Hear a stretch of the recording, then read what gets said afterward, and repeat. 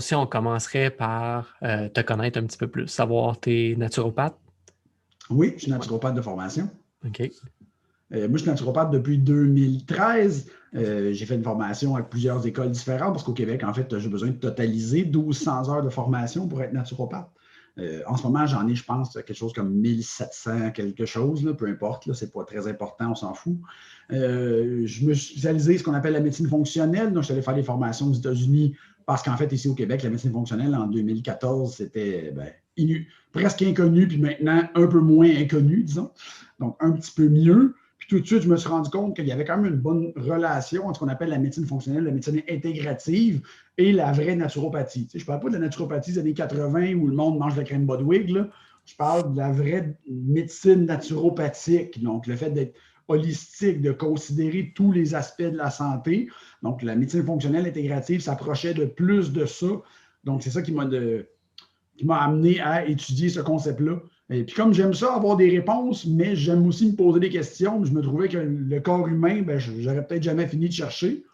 Donc, je trouvais ça quand même intéressant. Puis en quoi ça consiste un petit peu plus, là, cette médecine intégrative-là? Mettons, si un client qui arrive, puis qu'est-ce que tu fais, mettons, comme évaluation, comme traitement, qu'est-ce que tu regardes? Il faut savoir, je suis naturopathe, donc je ne suis pas médecin, je ne fais pas de médecine, je ne fais pas de traitement, donc ce n'est pas légal pour moi de faire du traitement. Moi, je fais des recommandations et si par magie ça s'améliore, ben voilà. Donc, normalement, ce qu'on va faire, en fait, c'est mon ouverture de dossier que j'envoie à mes clients en 6 pages. Donc, on va poser des questions sur leurs antécédents médicaux, leur état de santé, leur état de santé, quels sont de symptômes. Il y a un questionnaire de symptômes dans mon ouverture de dossier. Donc, exemple, est-ce que tu te sens fatigué après avoir mangé? Est-ce que tu te réveilles la nuit? Donc, je veux savoir tout ce qu'il y a dans leur vie.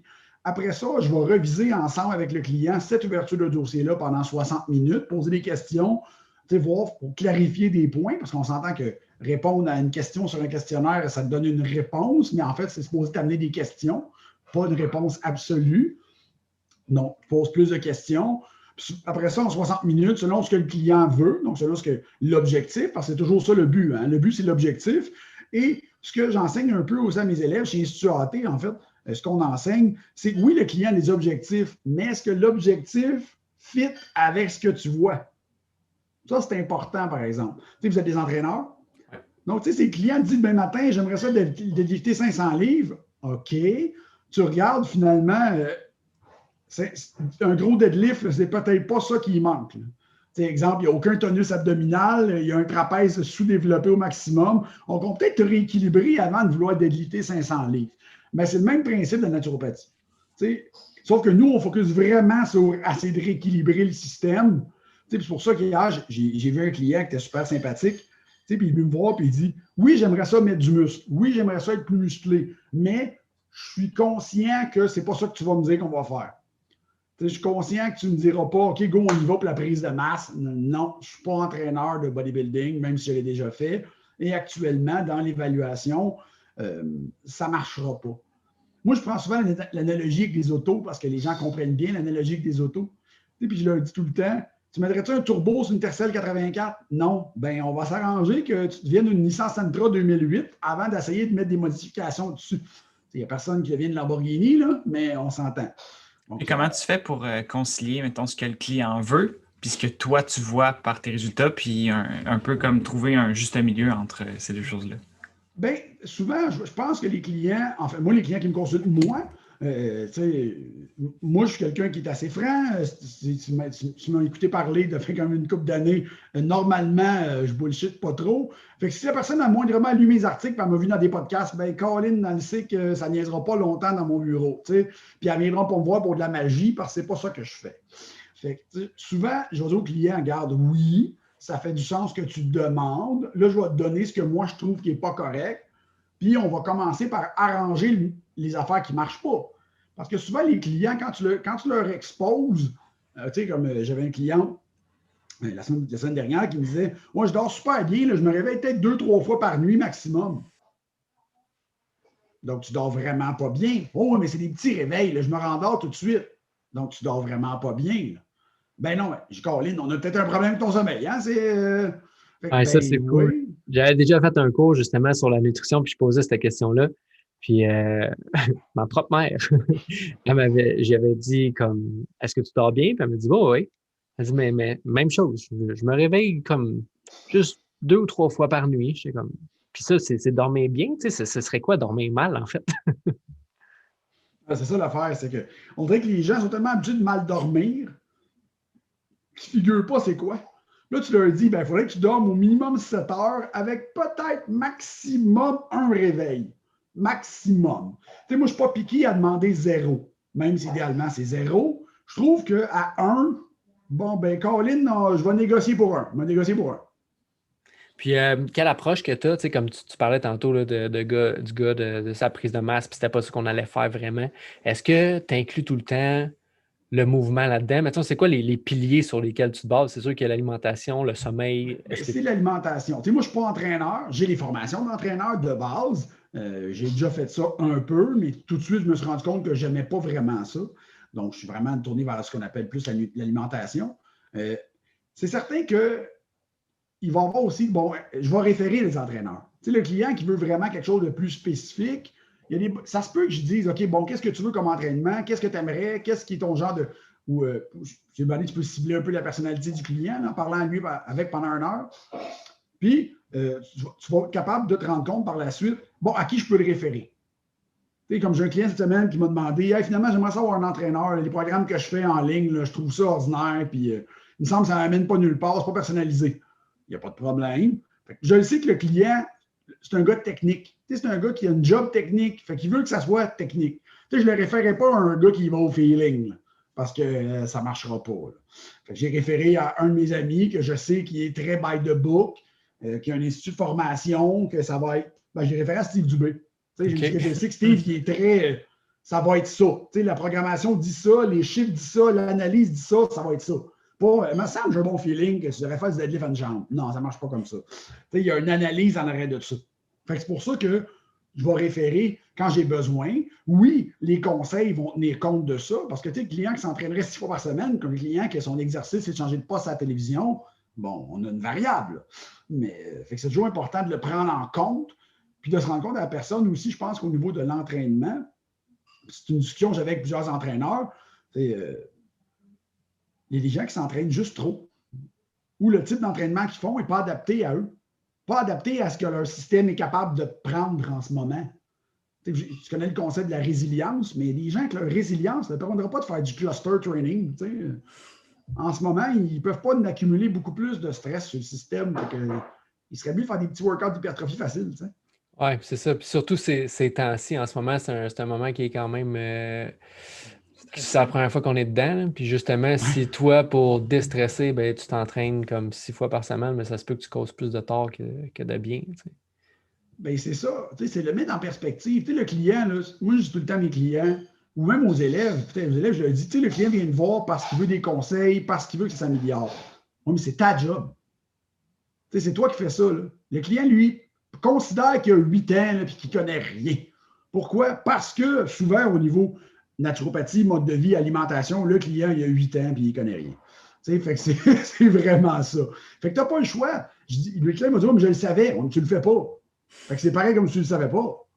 Parce que souvent, je lis ça. Je disais justement à mon client hier, je savais le nombre de monde qui rentre dans mon bureau, puis ils me donnent, ils me disent ce qu'ils font. Pas de trouble. Je leur dis, OK, tu as essayé de faire ça? Oui.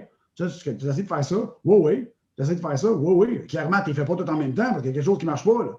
Tu essaies 3 jours, ça ne marche pas, tu arrêtes. Je ne comprends pas. Fait, le but, c'est plate. Puis je le dis des fois, je sais que j'ai des clients qui ne reviennent pas à cause de ça. Parce qu'ils s'attendent à de la magie. Ils se sont fait dire, va voir Mathieu Bouchard, il est bon, il va trouver tes solutions. Oui, la solution, souvent, est peut-être le début de la solution est souvent beaucoup plus simple que tu penses. Il n'y a pas de magie, puis de produit miracle, puis de technique magique.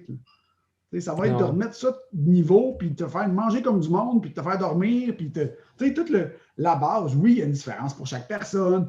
Selon l'alimentation qu'ils ont déjà, les recommandations alimentaires vont être différentes. Selon les symptômes qu'ils ont, on peut avoir une recommandation de suppléments différents. Mais reste que, un coup, tu contrôles ta base. La phrase que j'aime beaucoup dire à mes élèves, c'est le plus gros problème qu'un client a quand il rentre dans ton bureau, c'est qu'il n'était pas dans ton bureau avant. Ça veut dire ce que je veux dire, c'est qu'il ne savait pas quoi faire. Fait qu'il faisait n'importe quoi.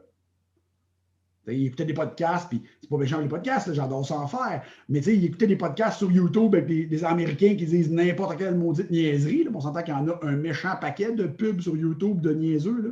Fait que tu fais comme, bon, mais si tu écoutes un peu n'importe quoi, ben, tu vas avoir un peu n'importe quel résultat. Ouais, puis c'est qu'à un moment donné aussi, tu peux tout essayer sans nécessairement faire ah, ben ça, c'était trop tough, j'arrête après 3 jours. Comme tu dis, c'est sûr que un moment donné, d'avoir une structure, d'avoir un coach qui est là, qui te dit bon, mais gars, on essaye ça, puis on essaye ça pendant un certain temps parce que je suis convaincu que ça va fonctionner. De ne pas te laisser tomber là-dedans. C'est un peu ça. Puis je le sais qu'à un moment donné, quelqu'un m'a déjà dit en bureau, si le client il revient tout le temps et qu'il n'y a pas de résultat, c'est pas parce que tu n'es pas bon, c'est parce qu'il ne t'écoute pas. À moins que tu sois vraiment pas bon, là, mais à un moment donné, le client s'en rendrait compte et il arrêterait de venir te voir. Tandis que si le client, là, il sait que c'est de sa faute que ça ne marche pas, là, ouais, mais il va revenir tant que ça ne marchera pas. Il faut juste que tu trouves pourquoi ça ne marche pas. Puis des fois, c'est vraiment compliqué. Des fois, ça. En psychologie, je suis pourri là, parce que peu importe, ça ne m'intéresse pas. Là, mais il y a des clients qui vont eux-mêmes se scraper là, parce que c'est volontaire, là, puis ils ne s'en rendent même pas compte. Là. Mais c'est. Ils s'auto-sabotent, oui. C'est vrai, c'est de l'auto-sabotage. Il y en a plein de clients comme ça. Pourquoi? Je ne sais pas. Il y a souvent de raisons. Quelqu'un en psychologie pourrait me l'expliquer ou je ne la connais pas. Oui. Puis toi, justement, tu ne vas pas nécessairement jouer là-dedans. À un moment donné, qu'est-ce qui serait ton approche justement avec un client où ce que ça fonctionne moins bien, qui n'arrête pas de se saboter? C'est d'avoir la conversation honnête avec, j'imagine? Ben moi, ça va être la conversation honnête parce que c'est tout ce que je suis capable de faire. Donc, d'être très franc sur les résultats puis lui dire, garde, ça se peut pas. Ce qui arrive en ce moment, ça se peut pas. Surtout quand ça fait, exemple, ça bouge pas. Là, ou même le client, mettons, il engraisse. OK, ça se peut pas. Genre, tu peux pas engraisser avec ce plan-là. Là. Genre, c'est impossible. Fait qu'il y a vraiment quelque chose que tu fais ou que tu fais pas parce que ça se peut pas. Mais si le client dit, je te le jure, je vais dire pas de problème. Puis ça m'est déjà arrivé des clients, il n'y a pas de problème, mais je peux plus t'aider, fait que tu prends de la porte. Moi, le maximum de mes compétences, c'était ce que je t'ai donné, donc je suis désolé. Mais comme tu disais tantôt, par rapport à, tu ne connais pas assez la psychologie pour, disons, savoir pourquoi cette personne-là n'arrête pas de se saboter, je peux peut-être juste donner peut-être une piste de réflexion. La semaine dernière, je discutais avec une cliente justement qui était au gym. Puis, souvent, mettons, cette personne-là, quand elle va faire du deadlift, va avoir mal dans le dos. Puis, peu importe le conseil que tu vas lui donner, à partir de la 3e répétition, bam, ça va venir tirer dans le dos. Ben, à un moment donné, ça a été d'arrêter de lui donner des conseils, d'arrêter de comme essaye ça, essaye ça, essaye ça. Parce que là, anyway, comme tu disais, ben, comme tu sais comment faire ton deadlift, tu as la bonne technique, puis tu as tous les conseils vraiment dans ton sac à dos. Puis, fait qu'il y a vraiment quelque chose qui est différent. Ce n'est pas au niveau de la technique, ce n'est pas au niveau des conseils de ton entraîneur. L'autre chose que tu peux aller regarder, c'est toi. Comme quelle est ta prédiction quand tu prends une barre puis tu t'apprêtes à faire du deadlift? Est-ce que ça, c'est un mouvement qui, à toutes les fois que je le fais, me donne mal au dos? À toutes les fois que j'arrive comme à ma 3e, 4e répétition, boum, le mot de dos arrive aussi. Ben, tu vas tout faire, même si c'est contre toi, contre ton... Mettons, même si tu aimerais mieux faire un deadlift puis pas avoir mal, ben. Protéger, mais c'est peut-être ça qui te fait mal. C'est ça, mais comme tu n'aimes pas les surprises, comme tu combats toute surprise dans ta vie parce que c'est vraiment une zone de chaos, c'est de l'énergie libre, fait que tu veux limiter ça au maximum. Donc, cette personne-là, pour se protéger, ben, va retourner dans ce qu'elle connaît, puis sa prédiction, ben, pour la remplir, quand elle va prendre une barre, qu'elle va s'apprêter à faire du deadlift, à toutes les fois, elle va avoir mal dans le dos. Puis tu peux vraiment, disons, extrapoler cette situation-là pour plein d'autres situations aussi dans ta vie. Par exemple, fait que pour répondre, mettons, à ta question, je pense que si, admettons, tu as une personne, tu sais que cette personne-là, mettons, fait les choses, comprend les choses, mais que quand elle met tout ça en action, ça ne fonctionne pas, mais ça peut vraiment juste être parce que sa prédiction à l'intérieur de sa tête comme, est vraiment comme à côté de la traque. Là. Ben, ça aussi, c'est une chose que je dis souvent à mes élèves. J'ai les clients qui vont me dire bon, je sais que ça ne marchera pas. Je sais que je ne perds pas de poids. Ça va être tes pires clients. Pourquoi? Parce que Steve ne perdra pas de poids. Genre, ça ne marchera pas. parce qu'ils vont tout faire pour se dire, ouais, je l'ai faite, là, mais. Ah, mais c'est quoi le mais? Tu sais, parce qu'il y a toujours un mais. Là. Je l'ai faite, mais là, en fin de semaine, j'ai bu peut-être 2-3 bières de plus, là, puis. T'es comme, OK, mais ça se peut que c'est ça. Tu sais, j'ai des clients, des fois, là, puis on s'entend, là, il y a beaucoup plus de gens malades, mais on va pas dire malades, on va utiliser le terme avec une santé moins optimale que de gens qui ont une santé optimale. Donc, on est d'accord. Puis, tant qu'ils ne sont pas gros, on dirait qu'ils pensent qu'ils ne sont pas malades. On dirait qu'ils pensent que leur santé est donc écœurante tant qu'ils ne sont pas gros. Donc, c'est très touché là, comme principe.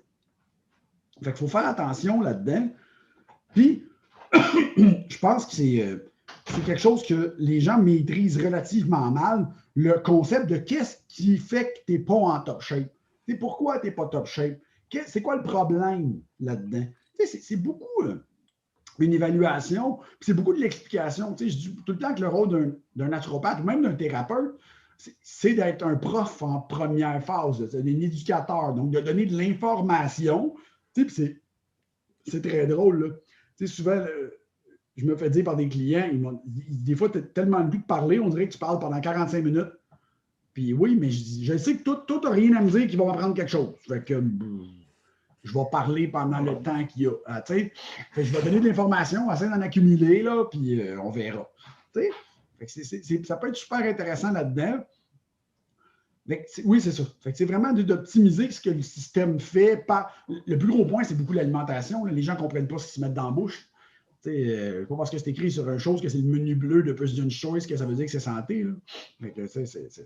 Oui, mais comme tu disais tantôt, là, de penser que les clients n'en connaissent pas beaucoup puis qui ont 8 ans, justement, ben c'est souvent vrai. Des fois, tu penses que tu as pris quelque chose dans la section bio, fait que c'est bon pour toi, même si c'est du laituriat. Il y a beaucoup d'aliments qui sont dans une section bio, mais qui sont remplis de sucre, c'est pas nécessairement mieux pour toi.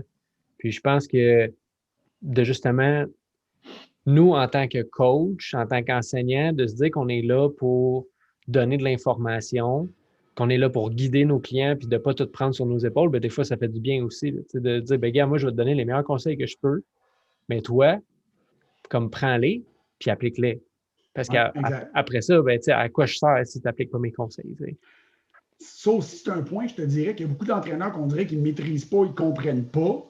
Il faut être capable de le dire à un moment donné.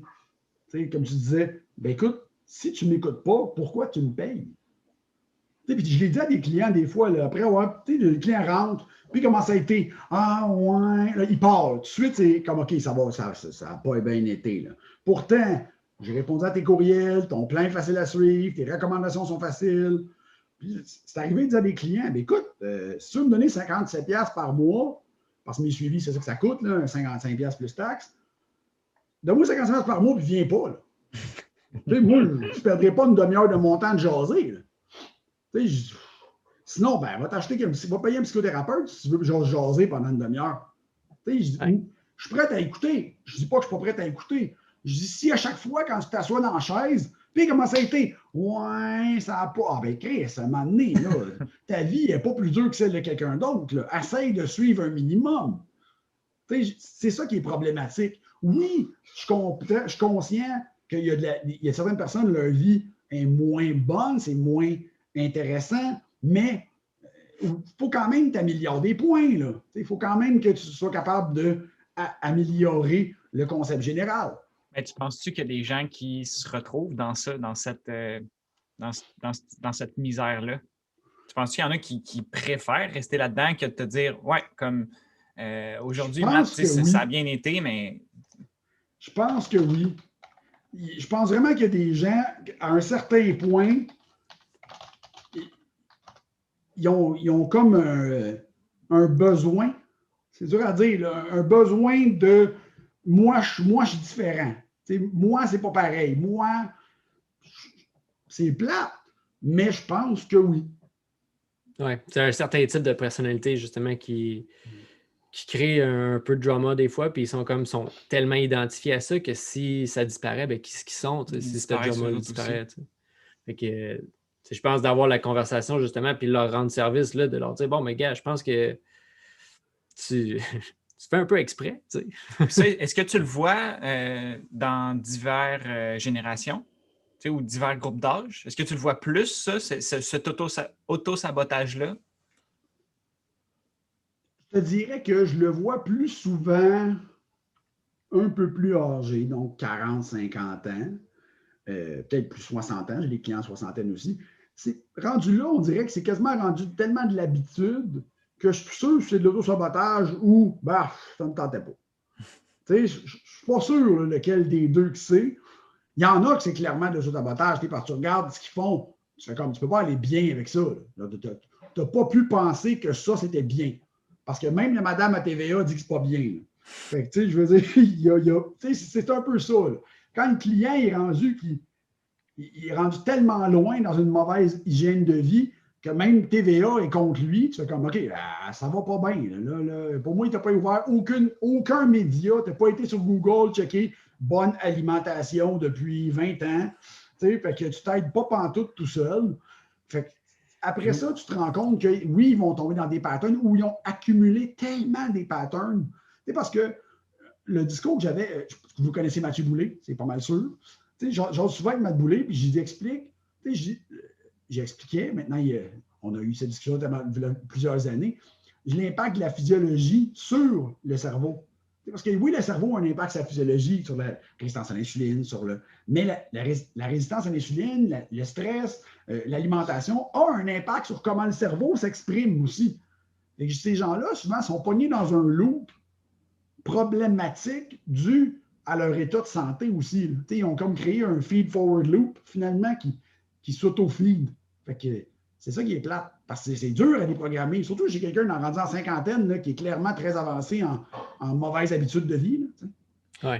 Parce que je pense qu'on fait ça aussi, là, mettons, juste pour être plus utile. Là, des fois, juste de se créer des habitudes, puis pas se questionner sur tout. Puis je pense qu'avec l'âge, avec le temps, mais ces patterns-là, ils deviennent de plus en plus solides pour nous faire gagner en temps. Mais des fois, ça ne nous fait pas nécessairement gagner en santé tant que ça. Là. On est juste pris dans quelque chose que au début, c'était utile, mais finalement, comme bien des choses qui sont bonnes à court terme, mais ne sont pas nécessairement bonnes à long terme. Ben, tu sais, des fois, les gens pensent qu'ils font un bon choix. Tu sais, la pire affaire que tout le monde fait, et que je vois en bureau, c'est quand ils ont commencé à parler en mal des carbs, là, le monde n'y en mange plus. Là, je demande OK, surtout les femmes. Là, ils rentrent dans mon bureau, écoutez, un journal alimentaire, dites-moi ce que vous avez mangé hier. Fait que pour déjeuner, j'ai mangé 2 œufs, un piment, puis des amandes. OK, bon, c'est pas effrayant, mais on verra. Puis, comme repas, j'ai mangé une salade de poulet avec un petit peu d'huile d'olive, du vinaigre balsamique, mais pas trop, là. OK.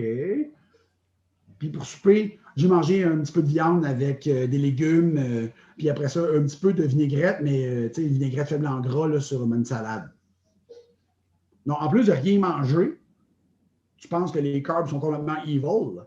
Fait que souvent, c'est tellement fréquent. Puis comment tu décrirais, mettons, la relation qu'on entretient avec les glucides maintenant? Bien, le problème, c'est que les gens ont, le discours des macronutriments, le gras glucides, c'est la pire marde qui est arrivée. Les kétos qui se battent contre tous les autres de l'univers, parce qu'en fait, il n'y a personne qui est carbivore, là, mais le concept de se battre pour un macronutriment, ça n'aurait jamais dû arriver. Là. On est d'accord que ce qui est transformé, c'est pas bon. On est d'accord là, que c'est ça le concept qui ne marche pas. Après ça, quand tu auras coupé tout ce qui est transformé de ton alimentation, là, on verra les macros. Tu vas te rendre compte que ça a pas mal moins d'importance. C'est très différent. Oui, après ça, il y a des gens qui génétiquement vont être plus doués à brûler des carbs selon le type d'activité, selon un truc de génétique. Il y a des gens qui vont être plus doués, il faudrait qu'ils mangent moins de protéines, plus de protéines. Donc, il va y avoir une variable. Commence à recouper les aliments transformés à 90-95% de ton alimentation. Là. On verra après. On verra qu'est-ce que tu ne digères pas finalement ou si toi, tu vas mieux manger des gras. Parce finalement, que c'est une bonne place où commencer. Puis, tu dirais-tu que il y a une différence entre facile puis simplicité? C'est ça. Le but, c'est que ça soit simple. C'est pas facile de couper les aliments transformés. Parce qu'il y en a tellement, puis les gens manquent tellement d'inspiration pour faire à manger que c'est rendu que les affaires comme les boîtes de cook quelque chose, puis toutes les compagnies qui te vendent des recettes, puis ils t'envoient la recette, là, à un moment donné, c'est comme une niaiserie, là. C'est une niaise. Mais c'est populaire parce que le monde, ils ne veulent plus réfléchir, ils ne veulent plus se faire à manger, ils ne veulent pas se casser la tête. Puis c'est difficile. Fait que, oui, c'est une question de rééducation, c'est une question de trouver les choix. Tu peux te permettre de manger certains aliments transformés. Ça dépend de quoi tu les manges. Ça dépend comment tu le manges. Si ton déjeuner, c'est 2 toasts au beurre de pinot, on va arrêter ça tout de suite. Est-ce que les 2 toasts puis le beurre de pinot, c'est problématique? Bien, séparément, c'est pas si pire. Si c'est cette seule affaire que tu as comme déjeuner, c'est vraiment pas une bonne idée. Fait que c'est un peu de regarder l'ensemble de l'alimentation puis de donner des conseils aux gens. Juste, c'est quoi une bonne alimentation? Puis c'est quoi aussi des symptômes que tu ne te nourris pas bien? Là? Ça serait quoi, mettons, tes guidelines de base pour une bonne alimentation? Qu'est-ce qu'on devrait avoir? Sur quoi on devrait se baser s'il y a quelque chose qui est un petit peu universel, mettons? Bien, tu sais, moi, l'approche paléo. Donc, l'approche paléo est pas mal mon approche préférée, mais la vraie, l'approche paléo, là, celle avec des patates dedans, celle avec des patates, celle avec du riz, celle avec du quinoa, c'est l'approche paléo, la vraie. Ça pousse, tu peux en manger. T'sais, oui, là-dedans, je suis un fan de chocolat, donc le chocolat noir rentre dans la diète paléo parce que je trouve que le chocolat noir est un aliment avec des composés intéressants et c'est facile à rentrer dans une alimentation saine, donc il n'y a pas vraiment de problème. Et après ça, je te dirais que si tu manges à 90% paléo, puis tu as un 10% de produits légèrement transformés, légèrement transformé, là, ça va être, exemple, un pain bio. Exemple, un pain bio, c'est à 4 ingrédients. C'est quand même assez. C'est pas si pire comparé à un gadois, 92 ingrédients, que tu peux squeezer en petite boule, le pain au complet, tellement qu'il n'y a rien là-dedans. Je pense que c'est ça. Là. Ça serait ce que, moi, c'est ça que je suggère à mes clients. Je leur envoie des recommandations. Ils vont dire OK, mais le pain, je le mange où là-dedans? Tu n'en manges pas. En ce moment, on verra, on va trouver les meilleurs choix ou on va trouver des. Maintenant, il y a plein de compagnies qui font des alternatives de pain. C'est le seul moment que je trouve que les pains keto sont pertinents. Parce que les pains keto, ben, c'est de la farine d'amande, de la graine de lin, du psyllium, puis les blancs d'œufs. En gros, là, tu fais comme, OK, ça, c'est pas pire. Là. Ça, c'est pas mal moins pire que de la farine de blé blanchi avec 83 additifs, du sucre, puis, fait que tu peux manager là-dedans. Mais il faut que le client comprenne que 2 tasses de pinot comme déjeuner, après ça, un sandwich au ballonné pour dîner, ben, ça fait partie d'une bonne alimentation, même si ton pain est bio et ton ballonné est nourri à grains au Québec. Là. Je ne sais pas si ça existe, là, mais. Ça doit. Puis, mettons, si on changeait un petit peu puis on allait un peu vers l'Institut AAT, qu'est-ce que c'est, puis qu'est-ce que tu donnes là-dedans? Ben, en 2015, en fait, moi, j'ai commencé dans le domaine du bodybuilding. J'ai déjà fait des compétitions de culturistes. Je travaillais au Pro Gym Serge Moreau, donc j'étais dans le plus gros gym au Québec. Donc, c'est certain que je voyais un paquet de culturistes. J'ai commencé à travailler en 2003. Et en 2003, là, ma connaissance sur les suppléments, c'était à peu près la même que tout le monde qui lisait Muscular Development. Là. Un peu plus que la population générale, parce que c'était peut-être le magazine qui en donnait le plus. C'est tout. Après, on a commencé à travailler au magasin de suppléments, puis le patron là-bas, c'était un culturiste qui aimait ça, qui connaissait ça quand même, beaucoup la préparation sportive, mais très intuitif. C'est un prep coach très intuitif. J'ai jamais vu quelqu'un faire des preps comme lui. Genre, lui sortait une feuille mobile là, avec un crayon à mine, puis il prenait pas de body fat. Quand tes recommandations sortaient du bureau, c'était écrit sur une feuille mobile à crayon à mine. Tiens, on va changer ça. OK, tu me dis rien d'autre? Non, c'est ça. Puis ça marchait, là. Tous les gars qui ont préparé sont arrivés écœurants. J'étais comme, OK.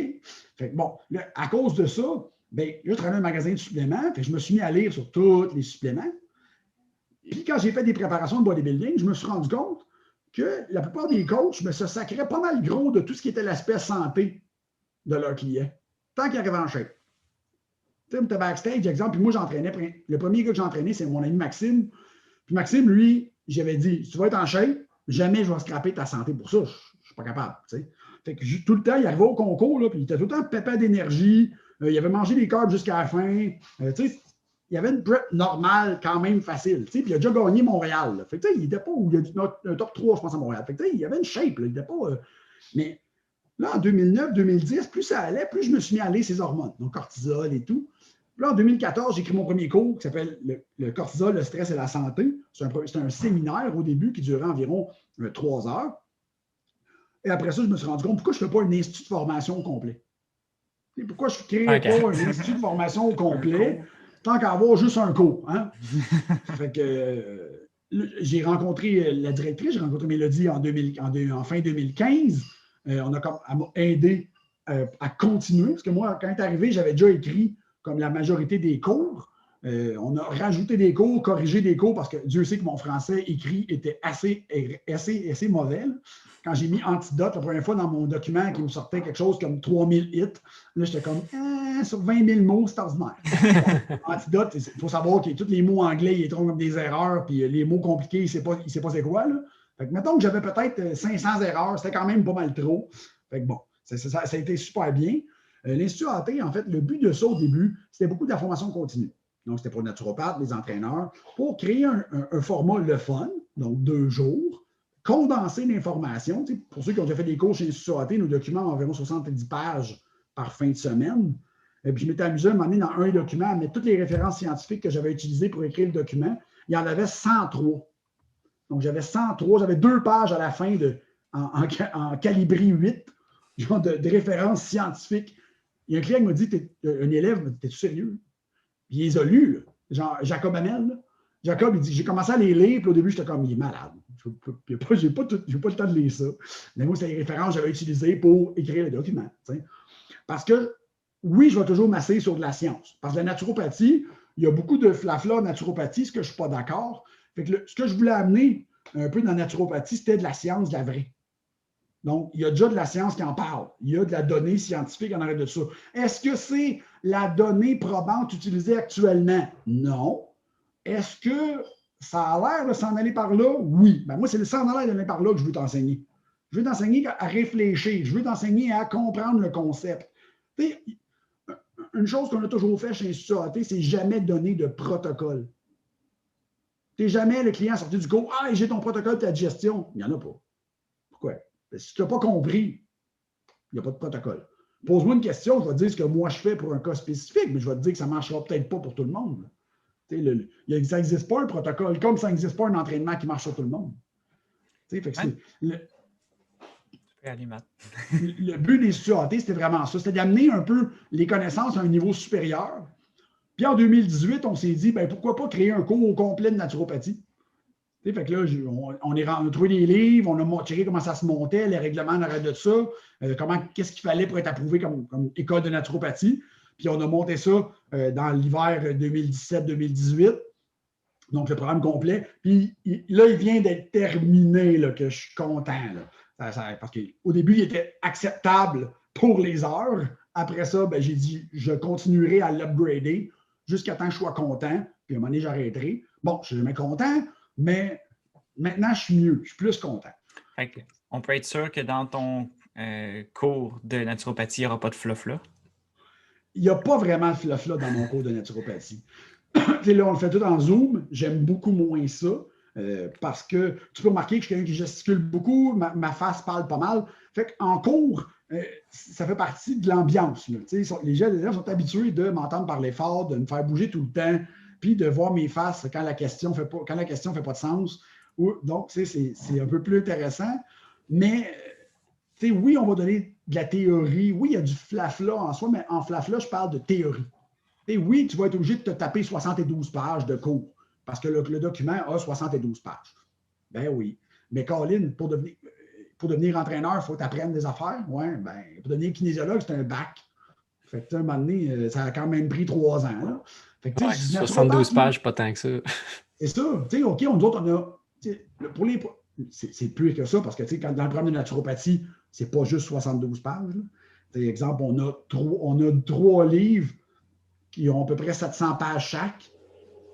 Parce qu'à un moment donné, tu as besoin d'un livre d'anatomie, un livre de physiologie, un livre de biochimie. Fait que tu as des gros livres. Fait que là, c'est un cours complet. Le cours est pour 1500 heures.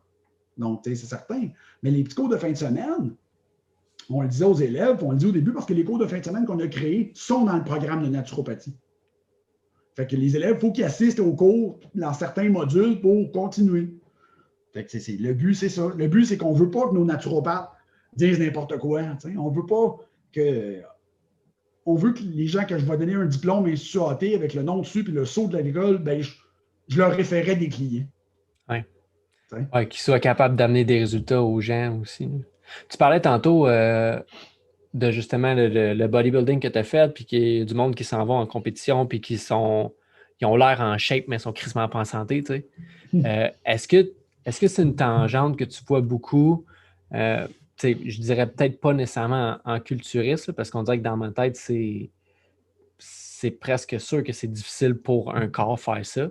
Mais dans l'entraînement de tout le monde, des filles ou des gars là, qui voient quelque chose sur Instagram, ils sont comme, moi, je veux être de même, mais si tu ne te rends pas compte que marcher à 3% de gras, ben, c'est pas une bonne chose pour toi. T'sais. Ben, c'est ça l'affaire. C'est difficile sur le corps de faire ça. Après ça, il faut voir, est-ce que ton corps en subit les contre-coups? Oui, c'est sûr qu'ils descendent en bas de 5-6% pour le système, c'est déjà pas bon. Ça, c'est beau. Ça, je suis prêt à l'accepter qu'il y a une variable acceptable là-dedans, qu'on n'aura pas le choix de forcer ton système pour descendre à 3-4%. C'est normal. Est-ce que tout est nécessaire? Par exemple, l'utilisation de plein de performance enhancing drugs, qui appellent les PEDs, là. Est-ce que tout ça, c'était nécessaire? Est-ce que tout ce que tu as fait, c'était nécessaire à avoir une shape? Est-ce que ça valait la peine? Moi, j'ai des clients, j'ai déjà eu des gars qui faisaient des compétitions, qu'eux, il y avait des troubles anxieux dans la vie. Dans la vie, c'était des gars anxieux. Moi, en fin de prep, là, quand le coach commence à donner de l'éphédrine, puis du clenbuterol, puis OK, c'est parce qu'il est mieux de prendre les médicaments, là, parce qu'il va péter une coche. Pour balancer tout ça. C'est ça, là, tu es comme, attends une seconde, ça valait-tu la peine vraiment pour flexer tes abdos sur un stage pendant 2 minutes? Surtout qu'on s'entend, là, les chances de devenir pro en bodybuilding, ce sont de 1 sur pas grand-chose. Donc, que tu vives de ça encore moins grande. Oui, ça peut être une passion. Si ça nuit à ta santé au point que tu es scrap pendant 6 mois, peut-être y repenser. Ou scrap à 55 ans comme Ronnie Coleman. Ouais, mais on s'entend. Ronnie, c'est différent. Ronnie a abusé, tout court. Il s'entraînait tout le temps trop lourd, tout le temps trop fort. La majorité des bodybuilders ont compris ça. Ils ne s'entraînent pas comme ça. Là. Ronnie, c'est ses os qui ont lâché. Là. Fait que c'est certain. Mais outre ça, est-ce qu'on est obligé? C'est tout le temps ça que je dis à mes clients.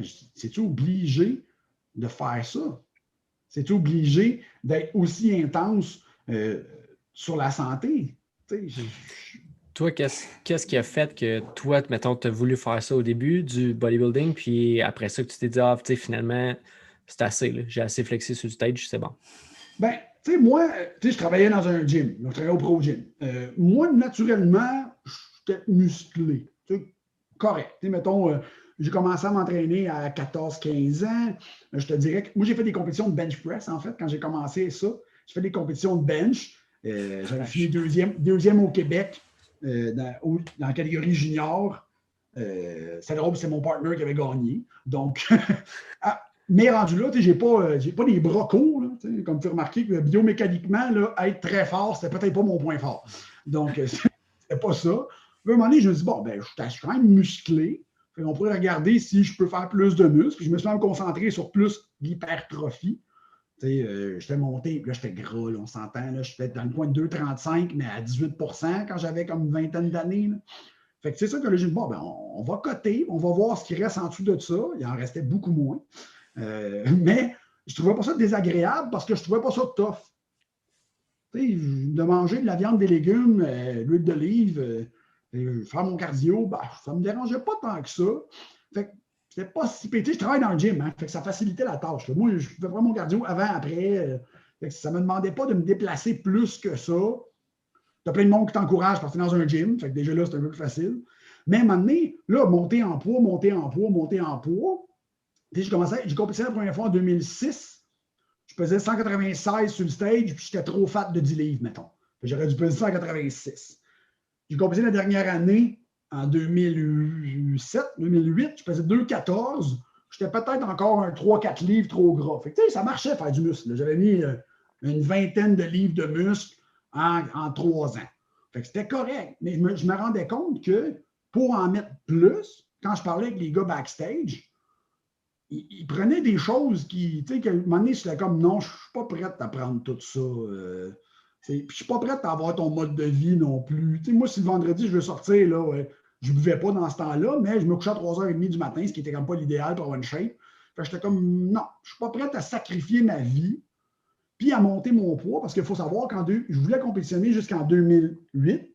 J'avais monté mon poids jusqu'à comme 245 livres, mais cette fois-là, j'étais comme à 10%, pas à 18%. Puis j'étais là, c'est désagréable. J'étais essoufflé, j'ai de la misère à monter des marches. Faire l'amour, c'était une tâche ridicule parce que tu étais essoufflé après 2 minutes. Bon, ça veut dire que quand tu dures 2 minutes, c'est pas pire, là. Mais c'est qu'idéalement, tu veux durer plus que ça. Mais non, mais tu sais, comme, OK, c'est pas agréable. Je ne peux pas me mettre dans la tête que ça va être mon mode de vie. Parce que c'est sûr que si là, je le pèse, le prochain off-season il m'a pesé encore ça. Si je veux prendre du poids, ben, je vais prendre du poids. Parce qu'à un moment donné, j'aimais pas ça.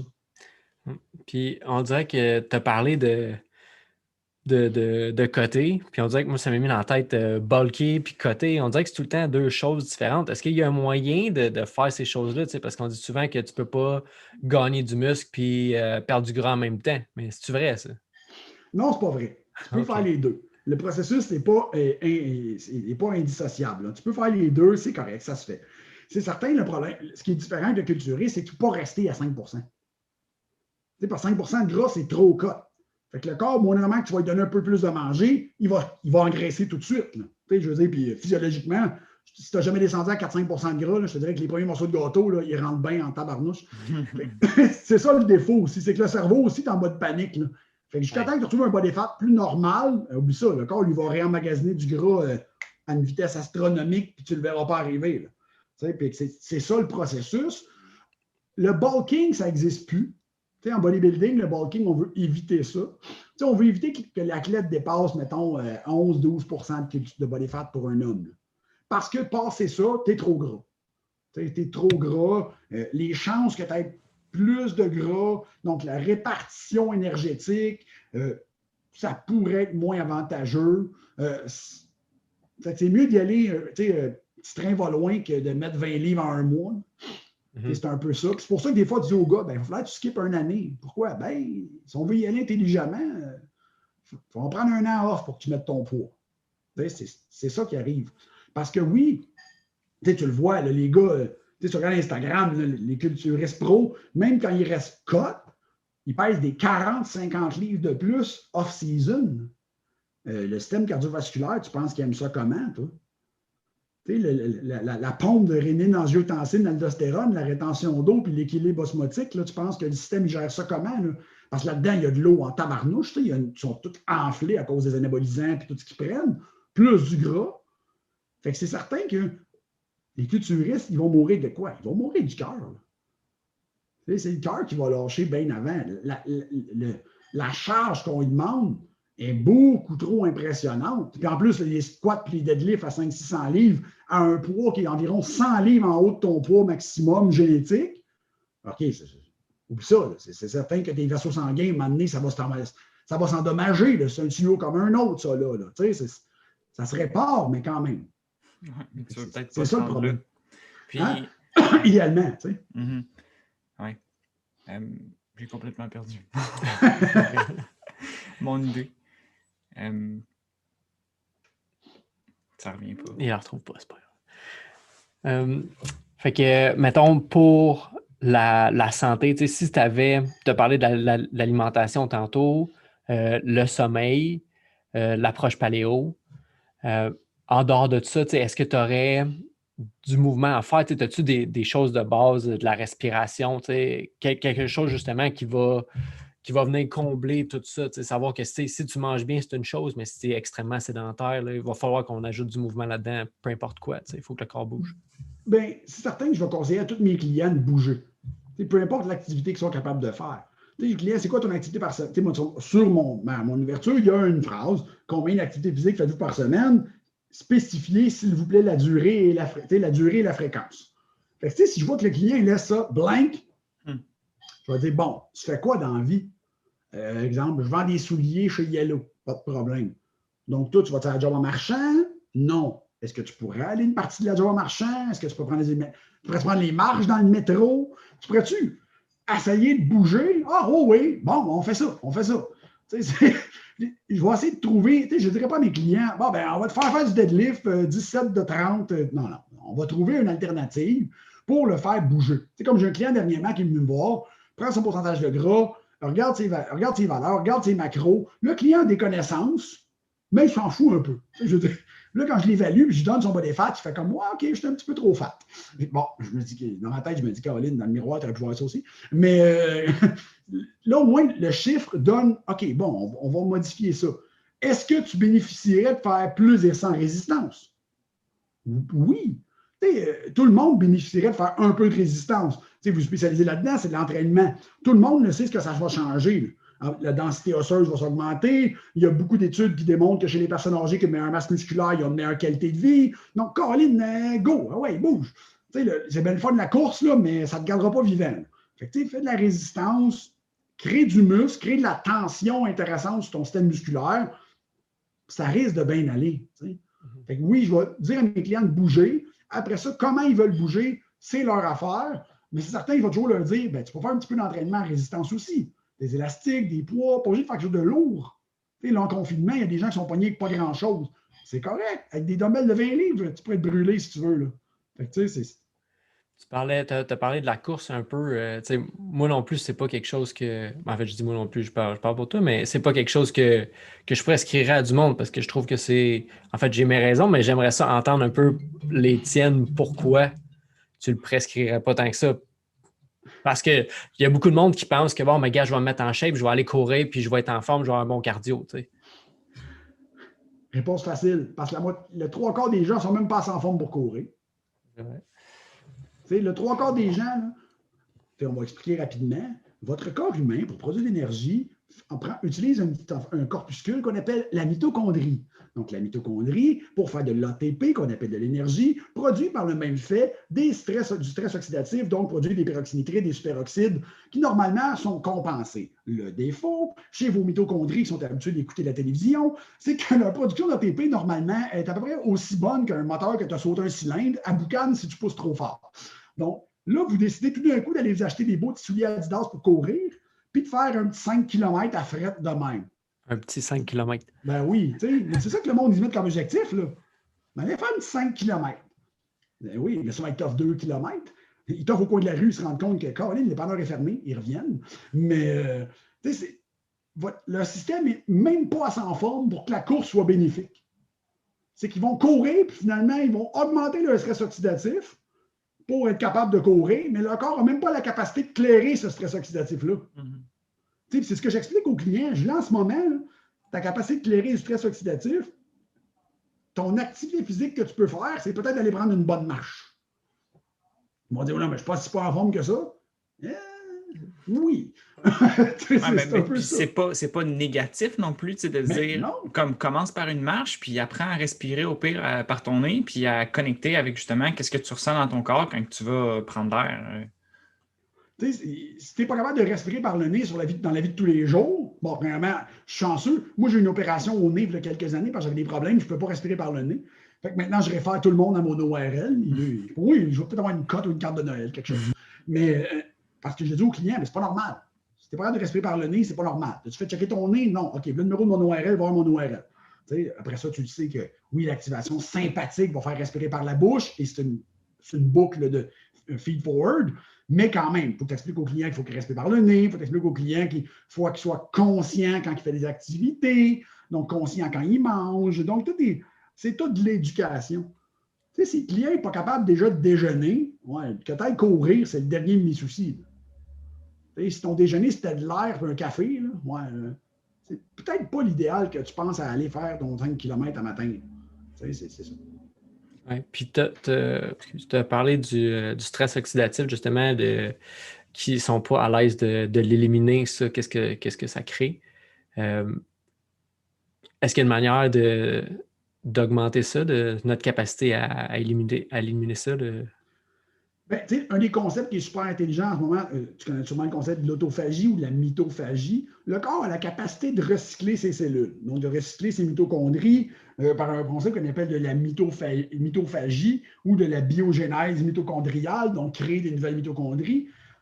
Mais pour ce faire, il doit se rendre compte que la mitochondrie ne fonctionne pas, il faut que tu lui laisses le temps de le faire. Fait que de manger de 6 heures le matin à 10 heures le soir, ça ne donne pas grand temps au système de rouler à vide, puis pas grand temps de faire des réparations. Parce que le système, il est soit en mode anabolisme, donc création, et ou le bout catabolisme et réparation. Donc, quand vous dormez, normalement, vous vous réparez. C'est pour ça que des fois, vous allez vous coucher le soir, puis il y a des affaires qui font mal, des affaires qui ne marchent pas. Dors 8 heures, le lendemain, tu te lèves, hey, c'est parti. Ouais, le corps a eu 8 heures pour être capable de réparer des affaires. C'est pas juste, là, je parle pas juste, c'est pas juste le concept de la mitochondrie, c'est le concept que quand tu te reposes, ben, tu te répares. C'est un peu ça. Mais la plupart des gens, ils ne dorment pas. Ils déjeunent le matin à la maison leur bol de cornflakes avec des fraises dedans, parce que des fraises, c'est non santé dans un bol de cornflakes. Mais ils vont manger jusqu'à 10 heures le soir.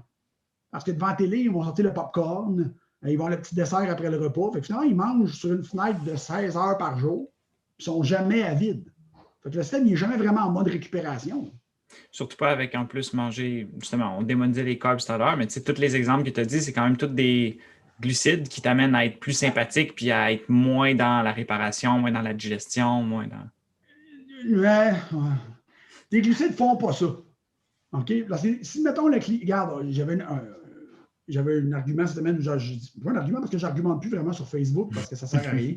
Mais je voyais une discussion qui disait que, gars, il y a des peuples comme, exemple, les Okinawa, les Okinawans, je ne sais pas comment ça s'appelle, les gens qui vivent à Okinawa, là, ont une diète traditionnelle à 60% de carbs. Et c'est le peuple qui vivait le plus vieux au monde pour prorata, avec le moins de maladies chroniques. Ça devait marcher quelque part. Mais qu'est-ce qu'ils mangent comme carb? Des patates bleues, puis du riz. Fait que, c'est de choisir le carb. Les carbs ne sont pas pro-inflammatoires, ne sont pas pro-stress oxydatif. Mais c'est sûr que si des cornflakes et du popcorn, mais là, tu es pas mal dans le carb vide. On s'entend que c'est aucunement nutritionnel, ça n'apporte rien pantoute au système. J'ai une anecdote que j'avais déjà lue là-dessus, en fait, sur les cornflakes ou les Special K, peu importe, c'est la même cochonnerie. Là. Mais il y avait une étude que j'avais passée, je ne me souviens pas si c'était une vraie étude, mais elle était bonne.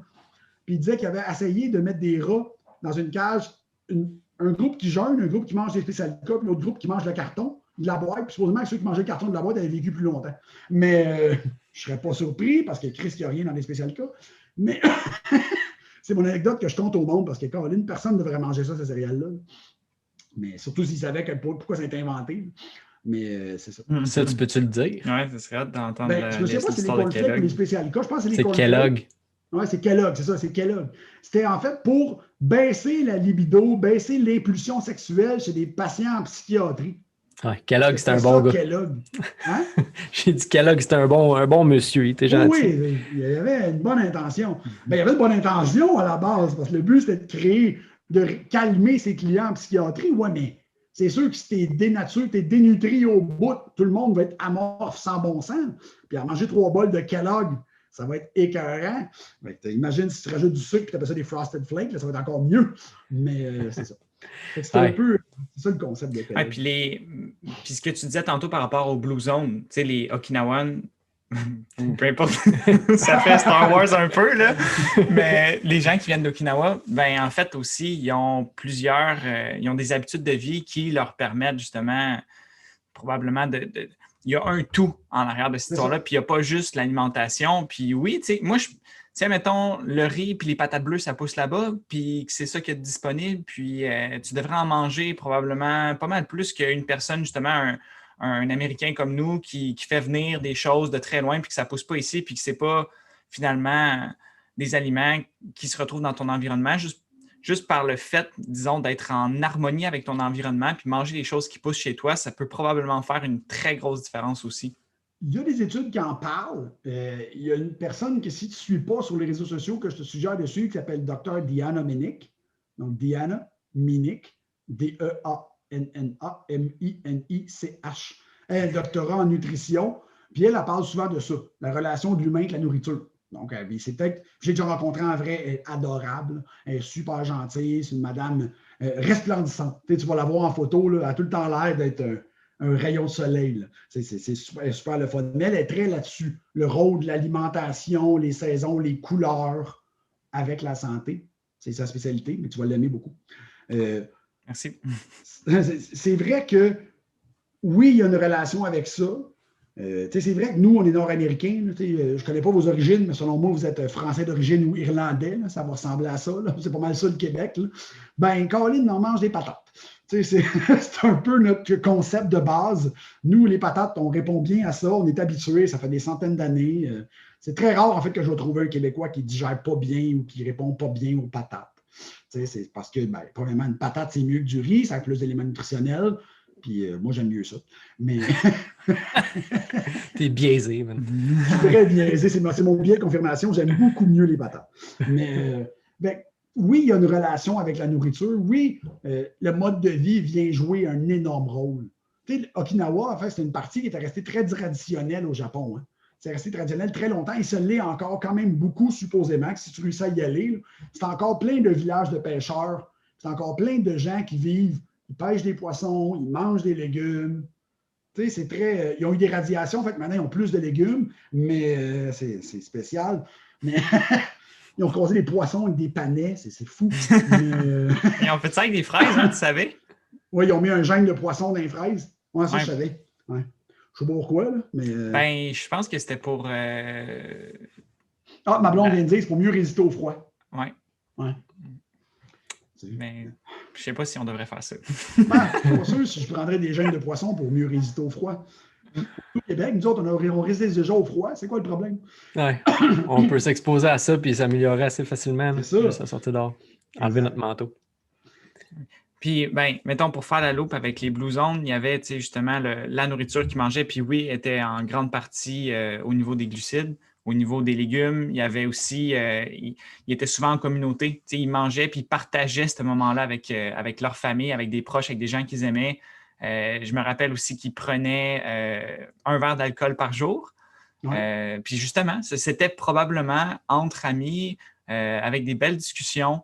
Puis au niveau du sommeil, au niveau aussi de leur mode de vie qui était vraiment axé sur, mettons, autour un petit peu de l'agriculture. Donc, souvent, ils pouvaient sortir à l'extérieur puis bouger une grande partie de la journée puis soulever des charges, mettons, très, très légères, mais souvent. Donc, vraiment utiliser leur corps. Puis, c'était pas justement une heure comme on peut faire au gym, mais vraiment intégré dans une grande partie de leur vie. Puis, je pense que tous ces points-là, ben, c'est ce qui fait en sorte que les gens, finalement, il y a des centenaires qui sont plus concentrés dans certaines parties du monde parce qu'ils ont gardé un petit peu cette relation-là, cette tradition avec justement qu'est-ce que c'est qu'un humain? Il y a un point que tu as amené que les gens ne parlent pas souvent, c'est l'aspect communauté, que l'être humain est un animal social. Puis c'est dommage parce que le mode de vie moderne fait tout pour qu'on ne le soit pas. Oui, puis encore plus là. C'est encore plus en confinement, là, mais ouais. je veux dire, l'être humain est un animal qui a besoin de contacts sociaux, qui a besoin de discuter, qui a besoin de chaleur, qui a besoin d'avoir du monde qui aime pour être en santé. C'est plate, là, mais c'est ça. Je veux dire, c'est pas vrai que. Puis il y a des études là-dessus, là, que social isolation, là, ça crée. Les gens meurent plus vite, sont plus malades, sont plus de problèmes de santé mentale. Donc, c'est pas des oui-dire. Il y a des études scientifiques, des études épidémiologiques de fait là-dessus. Il y a des données scientifiques de fait là-dessus que l'état mental d'une personne va affecter son état de santé. Donc, soyez social. C'est au minimum. Je ne vous dis pas de. Là, on ne dira pas la date qui est parce que je vais dire soyez. Allez voir le monde que vous aimez.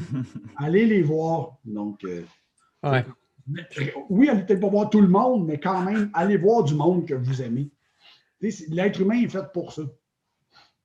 Est-ce que tu t'es déjà intéressé à, justement, qu'est-ce que c'est qu'un humain fondamentalement? De quoi ça a besoin pour être en santé?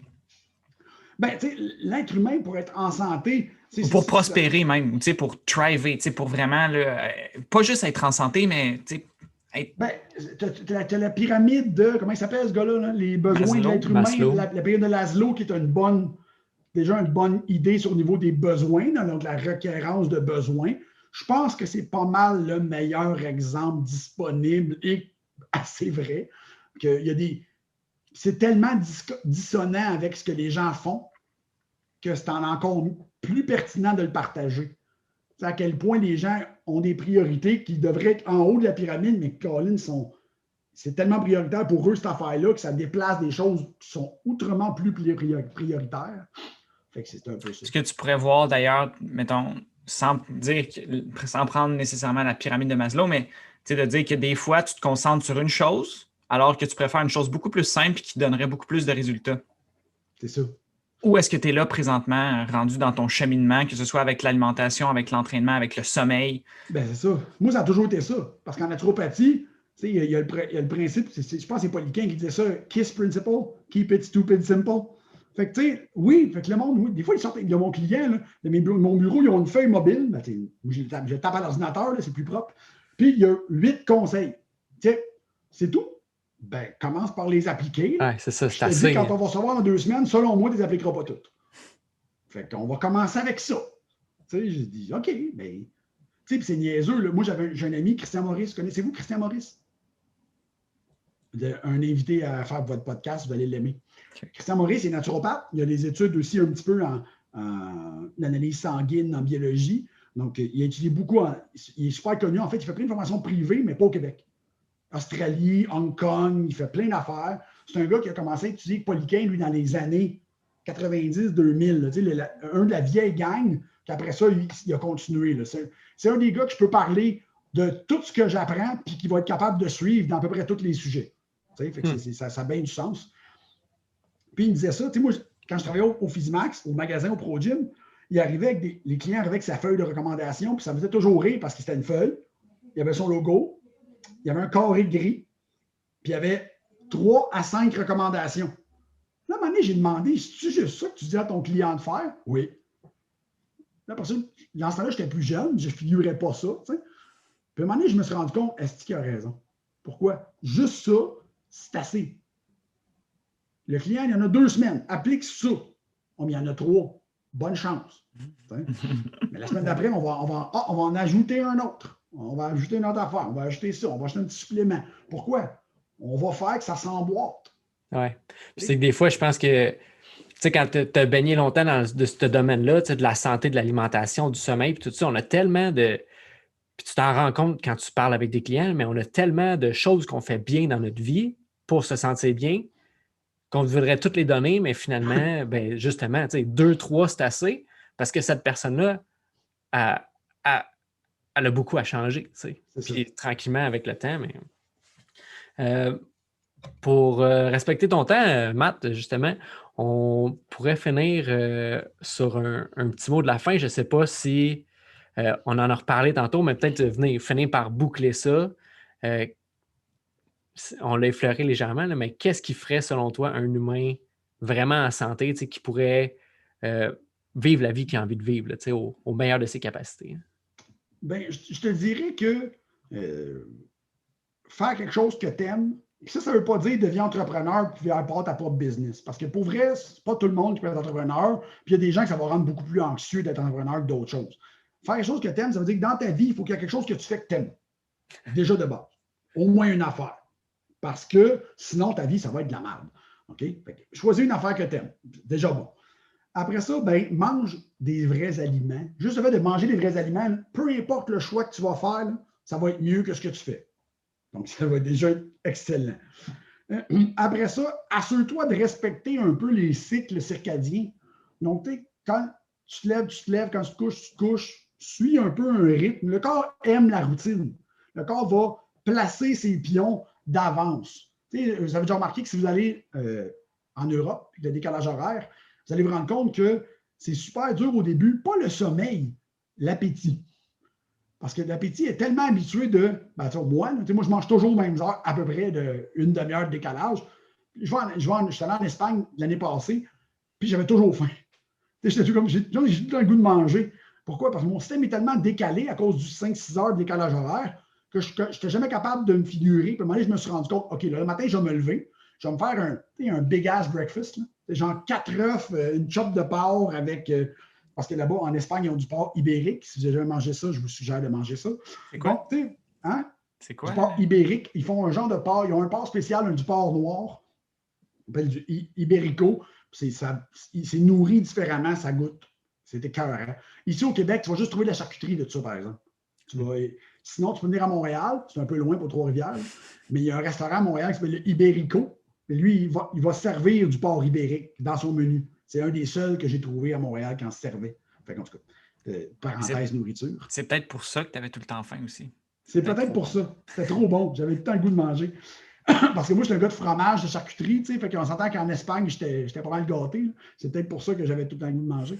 Mais non, oui, respectez votre corps. T'sais. Apprenez à comprendre les signaux de votre corps. Apprenez à vous rendre compte d'analyser qu'est-ce qui ne marche pas. Regarde, justement, j'ai une conférence que je vais ordonner prochainement pour une compagnie. Puis ma conférence est super simple. C'était le stress, un coloc envahissant. J'explique aux gens comment détecter de stress, qu'est-ce que le stress va faire dans leur système, puis des trucs pour s'en sortir. J'ai donné cette conférence-là l'année passée chez Desjardins là, à 2 groupes. Il y a peut-être en tout 50 personnes. Puis à la fin de la conférence, un des directeurs était là, puis il est venu me voir, il dit « Wow! » Il dit « Plein d'affaires que je ne savais pas que c'était des stress. » Oui, il y a plein d'affaires que j'ai comme symptômes que je ne savais pas que c'était un problème. Ben, Colin, ça veut peut-être dire que c'est peut-être pas un problème, mais c'est pas normal. Tu sais, je veux dire, c'est pas... Oui, c'est une réponse normale. Est-ce que tu devrais l'avoir? Idéalement, non. Moins souvent possible. Moins souvent possible. Est-ce que tu dirais que l'idée, c'est de réduire le stress ou de te rendre plus résilient au stress? Les deux. Il y a dans certains cas, les gens vont en avoir trop. Ils vont s'en créer eux-mêmes trop. Parce qu'il y a beaucoup de gens qui n'ont pas trop de stress. Leur cerveau va leur créer trop de stress. La perception va leur créer trop de stress. Puis il y a des gens qui ont une résilience pourrie. Leur résilience n'est pas bonne. Est-ce que il y a des raisons? Est-ce que c'est une raison relative à l'enfance, au développement alimentaire? Parce que si tu ne manges pas bien, c'est certain que ta résilience, en général, elle ne sera pas effrayante. Ton système, il a besoin de nutriments pour activer des pathways de défense. Ben, si tu ne les as pas, tu ne peux pas les inventer. Oui, ou si tu combles tout le temps un peu le gap de stress par manger quelque chose qui te fait du bien, tu sais, au lieu de vivre ça. Ouais, on a un mentor qui s'appelle Julien Pinault. Est-ce que tu connais? Le nom dit quelque chose. C'est lui le fondateur de StrongFit. Oui, exactement. OK, c'est ça. Oui, c'est beau. Vraiment génial. Je ne suis pas sûr que je pars avec lui déjà dans une affaire en France puis qu'il ne sait pas. OK. Ben, ça se pourrait, mais ça risque d'être bien intéressant ton truc. Tu nous diras c'est quoi cette affaire-là en France. Mais dans le fond, lui, ce qu'il disait par rapport au stress, l'idée, c'est pas de réduire le stress parce que tu ne peux pas réduire la vie. C'est ça. Il a raison. Mais dans certains cas, je vais être plus optimiste, c'est que dans certains cas, oui, tu peux réduire la vie en changeant la perception que la personne a de la situation. Parce que des fois, les gens ils stressent sur un point, tu vas dire, oui, mais attends une seconde, là. Tu stresses parce que, exemple, tu stresses parce que tu ne perds pas de poids, tu stresses parce que tu ne bouges pas assez. Non, mais c'est parce que si tu bouges plus, c'est pas bon. Tu ne perds pas de poids parce que tu stresses. On va comme essayer de s'aider là-dedans, puis on va se calmer. Ah, clairement. Parce que il y a aussi le complexe de déculpabilisation. Là. Autant que les gens devraient culpabiliser sur plein d'affaires, bon, même si ce n'est pas le terme utilisé, culpabiliser, devraient se responsabiliser sur plein d'affaires. Puis autant que sur d'autres choses, ils devraient peut-être arrêter de stresser avec ça. C'est un peu ça. Quand tu vois des troubles alimentaires, par exemple, le trouble qui s'appelle l'orthorexie, que les gens faut qu'ils mangent toujours bien. C'est ça le trouble. Et calice. Je ne sais pas si tu le sais, mais le pire, c'est que tu regardes des anciens culturistes ou des anciennes filles de fitness, là, ils ont tout le trouble. Ouais, quand tu pèses toute ta vie, là, à un moment donné, là, sac. Il faut qu'ils mangent tout le temps toujours bien. Pourquoi? Parce que sinon.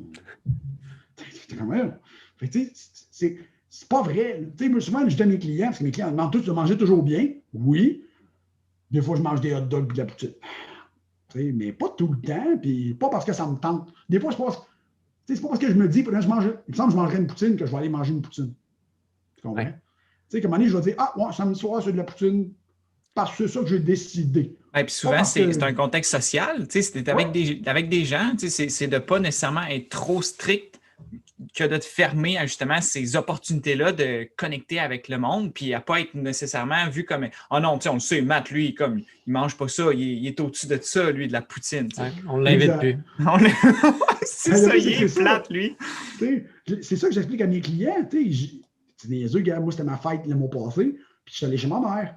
Puis là, ma mère a fait un souper, tout, le souper était correct, puis à la fin, elle sort des desserts. Fait que là, elle dit, vas-tu prendre des desserts? Oui. Pourquoi? Ça me tente, puis Chris, c'est ma fête. Bonne réponse. Fait que tu sais, j'ai mangé genre, c'était incroyable le gâteau, là.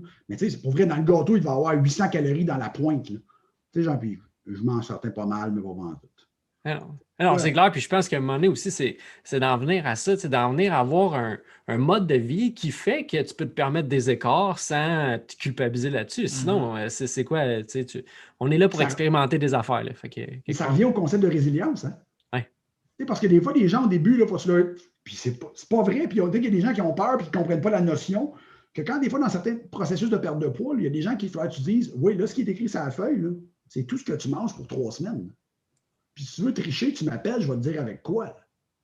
Parce que c'est pas vrai que tu peux te le permettre en ce moment. Parce qu'exemple, le morceau de gâteau que moi j'ai mangé, que mon corps tolère, là, mais certaines personnes, ça va déclencher une réponse immunitaire qui va nous durer 6 jours et qui va tout arrêter le processus. Le client dit, ben non, c'est pour ça que tu n'as jamais perdu de poids, j'ai personne qui t'a expliqué. Oui, mais il faut que je fasse quoi? Il faut que tu améliores ta santé à un point tel qu'on ait une zone tampon. Qu'on soit capable d'activer l'immunité sans qu'elle déborde. On est capable de stocker du glycogène quelque part. Tandis que là, tout est à côté. Là. Fait que c'est ça. J'aime la zone tampon. C'est ça. La zone tampon. Tout le temps, je dis au client, il faut créer du tampon. Là, en ce moment, tu es à côté partout. Fait que, est-ce que quelque part que les gens peuvent te rejoindre justement là, concernant les formations que tu fais puis tout? Ben, vous pouvez aller voir sur le site d'Institut AAT, il y a un onglet calendrier, donc les gens vont le voir, qui s'appelle le www.institutaat.com.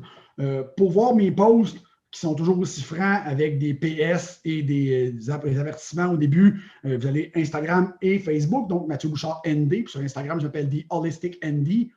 Parce que j'ai beaucoup d'Américains dans mon Instagram, donc j'ai pris un nom anglophone.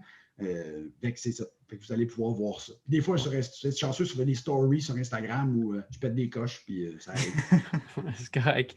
Ben, merci d'avoir pris le temps pour être avec nous aujourd'hui. Puis merci d'être aussi vrai aussi dans qu'est-ce que tu fais puis qu'est-ce que tu dis, parce que je pense que ça manque. Je trouve que ces temps-ci, on essaie tout le temps d'être vraiment correct, puis il me semble qu'on est dans une pause où on a besoin de se faire dire les choses. Ouais, puis... être correct, c'est correct. Et quelqu'un qui ne file pas. Avec le monde qui peuvent le prendre, ben, tu vas être vrai. Fait que c'est ça. Ouais. Merci, Matt. C'était vraiment cool. Merci beaucoup, les gars. Ciao. Bonne journée. À bientôt.